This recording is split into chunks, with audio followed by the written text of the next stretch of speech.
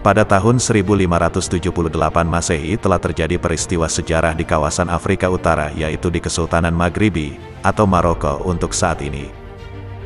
Peristiwa tersebut adalah bertemunya tiga penguasa besar saat itu, dalam sebuah pertempuran yang dikenal dengan Pertempuran Istana Besar, atau Pertempuran Tiga Penguasa Besar. Ketiga imperium besar tersebut adalah Portugis, Maghribi, dan Utsmaniyah. Dalam peristiwa ini, juga menandakan sebagai akhir hayat Imperium Portugis, yang sebelumnya telah berjaya selama lebih kurang 2 abad. Portugis, yang dikenal sebagai negara dengan maritim terkuat, akhirnya luluh lantak oleh pasukan kaum muslimin. Dan inilah jawaban, kenapa pasca abad 16, Portugis tidak lagi terdengar gaungnya di dunia.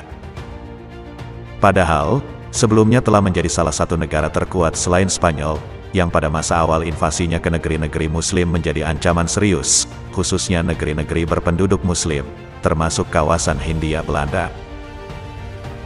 Nah, edisi kali ini, akan kita bahas peristiwa besar ini secara lengkap, di mana sejarah ini sangatlah penting diketahui oleh kaum muslimin, baik dari latar belakangnya, intrik-intriknya, strategi kedua belah pihak, khususnya strategi Sultan Abdul Malik dalam mengkerdilkan Sebastian, sebagai penguasa Portugis saat itu.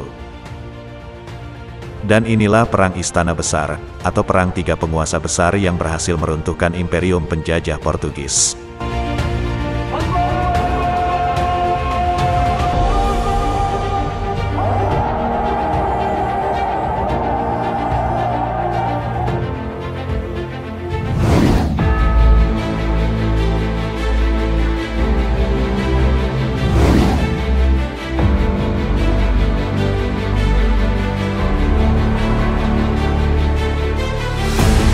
Portugis merupakan imperium yang diperhitungkan dalam kancah internasional pada awal abad ke-16. Penjelajahnya menjadi pioner, bahkan telah mendarat di dunia baru Amerika dan berbagai belahan dunia lain di timur, yaitu Hindia. Kejayaannya berkibar di penjuru dunia dan mampu bersaing dengan negara-negara Eropa Barat lainnya, khususnya yang sedang berjuang mencari dunia baru, pasca takluknya Konstantinopel, yang membuat Eropa mengalami isolasi ekonomi dari dunia timur. Hanya separuh abad, Portugis menikmati kejayaannya, sampai nasib tragisnya di Afrika Utara pada tahun 1578 Masehi, yang merontokkan kedikdayaannya, tanpa pernah bisa berdiri lagi hingga detik ini. Peristiwa Perang Wadil Mahazin, atau Perang Istana Besar, atau dikenal pula sebagai Perang Tiga Raja, Battle of Three Kings, menjadi kenangan terpahit dalam sejarah Portugis, yang mencoba menjajah Maroko, Afrika Utara pada saat itu. Bahkan, dalam ensiklopedia Wikipedia tentang sejarah Imperium Portugis, Portuguese Empire, peristiwa besar ini tidak disinggung sedikit pun, karena menjadi aib besar, karena telah takluk di tangan mujahidin.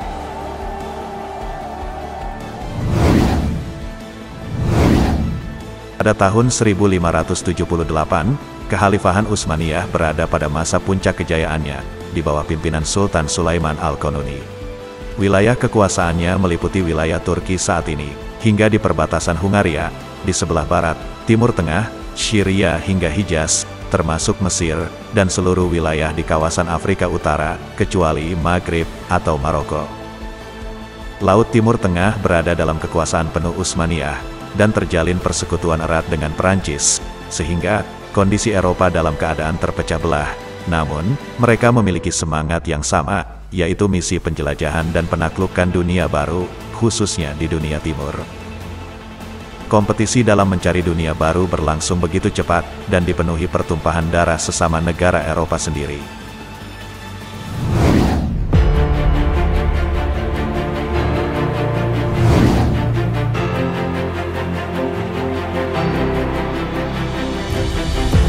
Kapal-kapal Portugis, Spanyol, Inggris, Perancis, dan Italia telah melanglang buana, yaitu sejak tersebarnya penemuan Amerika oleh Columbus, tepatnya pada tahun 1492 Masehi, serta penemuan ladang emas Inca Maya oleh Cortes, termasuk pembantaian bangsa Inca Maya. Sehingga, semakin menambah ambisi Portugis dan negara Eropa lainnya untuk melakukan penjajahan di negeri-negeri di luar daratan Eropa. Pada tahun 1578 Masehi, di Maroko, Afrika Utara, telah terjadi konflik penguasa di sana, antara Abu Abdullah Muhammad Mutawakil As-Sa'di dengan pamannya, Abdul Malik. Setelah kalah oleh sang paman, As-Sa'di lantas meminta bantuan kepada Raja Portugis, Sebastian, untuk mengalahkan Abdul Malik, yang beraliansi dengan Turki Utsmani, yang saat itu dipimpin Sultan Sulaiman Al-Qanuni. Permintaan As-Sa'di dengan senang hati diterima oleh Sebastian, yang juga memiliki misi untuk menaklukkan negeri Muslim di Afrika Utara. Didorong oleh fanatik Katolik, perluasan imperium, dan misi perang salib untuk menggulung Utsmaniyah, datanglah Sebastian bersama sukarelawan dari Spanyol, tentara bayaran dari Jerman, Italia, serta tokoh Inggris berpengaruh, Thomas Stukely. Sejumlah 500 kapal diterjunkan untuk menyeberangkan pasukan Portugis ke Maroko dengan jumlah pasukan 23.000, menurut sumber sejarawan Barat, sementara sejarawan Muslimin menyebutkan bahwa pasukan musuh sejatinya sejumlah 125.000 orang. Pengkerucutan jumlah pasukan biasa dilakukan oleh sejarawan Barat. Hal ini sengaja dilakukan untuk membuat pemakluman atas kekalahan mereka. Setidaknya, dengan adanya penyesuaian jumlah pasukan ini, maka tidak akan terlalu dibuat malu atas peristiwa sejarah mereka. Dan hal demikian sudah kerap terjadi dalam sejarah kekalahan mereka ketika melawan kaum muslimin. Boro-boro jumlah pasukan, lawong peristiwa perang saja bisa mereka hilangkan dari lembaran sejarah. Kalaupun tidak bisa dihilangkan, maka akan dikaburkan atau dimanipulasi, yang tentu akan menguntungkan mereka. Untuk besar jumlah pasukan muslimin, baik sumber barat maupun muslimin menyebutkan jumlah yang sama, yakni 40.000 orang, yang terdiri dari 35.000 pasukan Abdul Malik, dan 15.000 pasukan bantuan Utsmaniyah.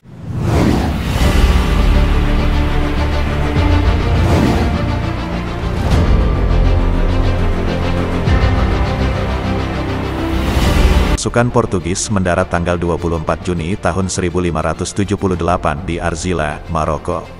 Seruan jihad segera berkumandang di seluruh penjuru Maroko. Pergilah kalian ke Wadil Mahazin untuk berjihad di jalan Allah.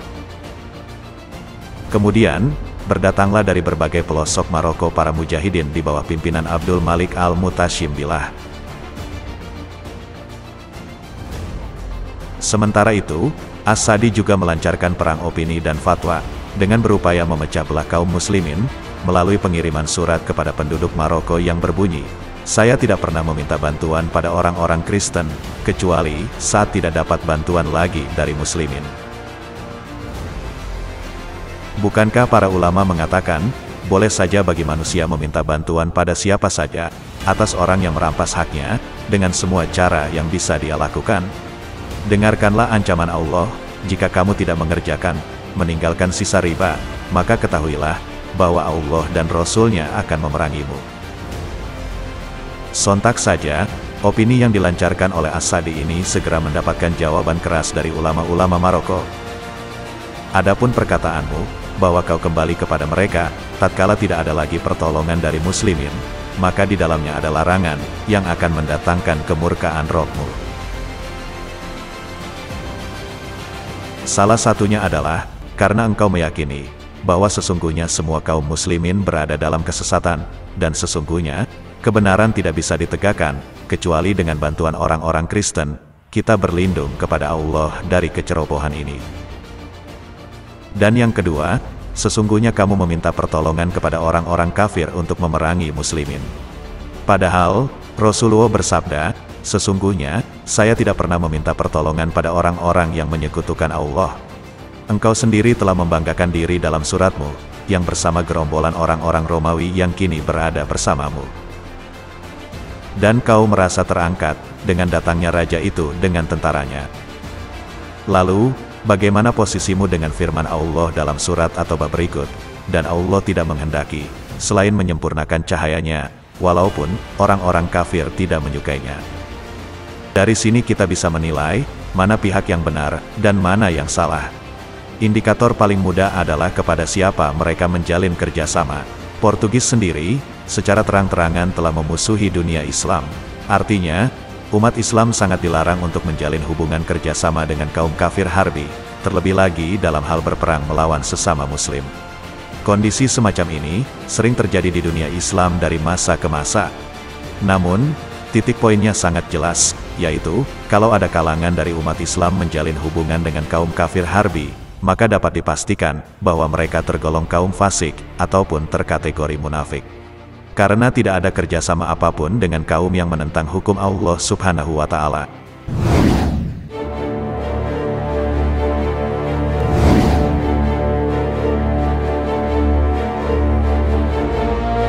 Amir Abdul Malik juga mengirimkan surat kepada Sebastian, "Sesungguhnya, pengaruhmu telah nampak sejak engkau pertama kali keluar dari negerimu, sedangkan engkau membawa permusuhan. Maka, janganlah engkau bergerak dulu, sebelum kami datang kepadamu. Jika itu yang engkau lakukan, maka engkau benar-benar seorang Kristen yang pemberani. Dan jika tidak, maka engkau tak lebih dari anak anjing. Bukanlah sikap pemberani, dan bukan pula ksatria, jika seseorang datang pada penduduk yang tidak terlindungi, dan dia tidak menanti orang-orang yang siap perang." Surat ini membuat marah Sebastian, namun berhasil membuatnya memutuskan untuk menunggu, meskipun penasihat dan komandan perangnya meminta untuk tetap segera melakukan pendudukan. Artinya, strategi Abdul Malik berhasil untuk mengendalikan mental Sebastian, sehingga sesuai dengan isi surat yang dia kirimkan. Tidak berselang lama, bertemulah 125.000 pasukan Portugis dan 40.000 pasukan Muslimin di sebuah daerah yang bernama Istana Besar atau Sar al-Kabir.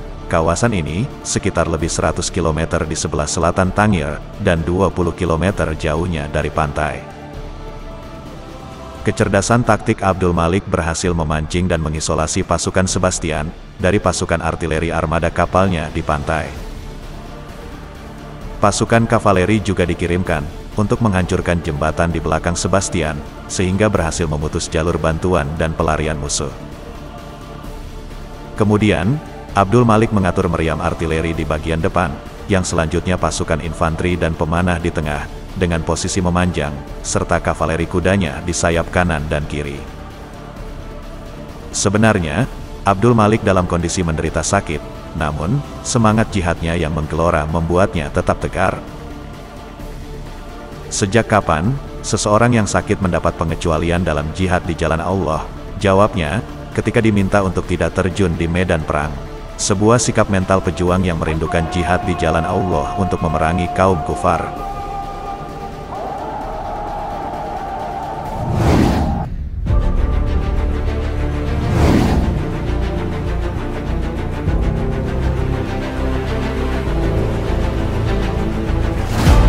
Senin, tanggal 30 Jumadil akhir 986 Hijriah, atau tanggal 4 Agustus tahun 1578 Masehi, menjadi hari bersejarah, baik bagi Portugis maupun Maroko, dan khususnya dunia Islam. Pagi itu, Sultan Abdul Malik berdiri di depan pasukannya, serta menyampaikan khutbah jihadnya menjelang perang. Ia membacakan ayat-ayat Allah yang menggelorakan jihad. Sesungguhnya, Allah pasti menolong orang yang menolong agamanya. Sesungguhnya, Allah benar-benar maha kuat lagi maha perkasa, dan kemenangan itu hanyalah dari sisi Allah.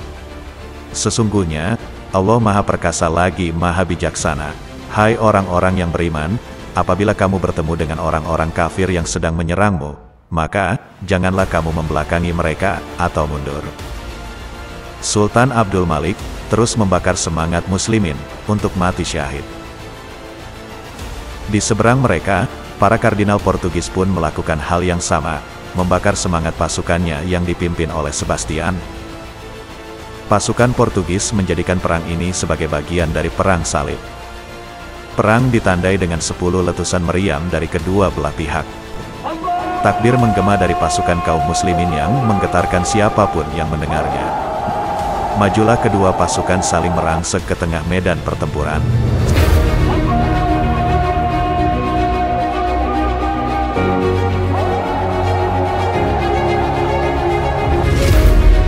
Sultan Abdul Malik maju di barisan depan dan menyerang pasukan tengah musuh. Namun, penyakitnya yang parah membuatnya harus dibawa kembali ke dalam tenda. Di tenda ini, hanya ditemani saudaranya, Ahmad Al-Mansur, serta pengawalnya Ridwan Al-Alaj. Kemudian, Sultan memberikan instruksi perang, dan meminta kematiannya disembunyikan dari para mujahidin, hingga akhirnya Sultan Abdul Malik pun wafat. Gelora jihad yang besar, dan disertai taktik perang yang jitu berhasil menekan pasukan Sebastian, baik di barisan tengah maupun sayapnya. Dalam pertempuran ini, kaum muslimin Maroko, dibantu oleh kavaleri elit Yanisari Utsmaniyah, yang merupakan momok paling menakutkan bagi Eropa, akhirnya berhasil menggulung pasukan sayap Portugis.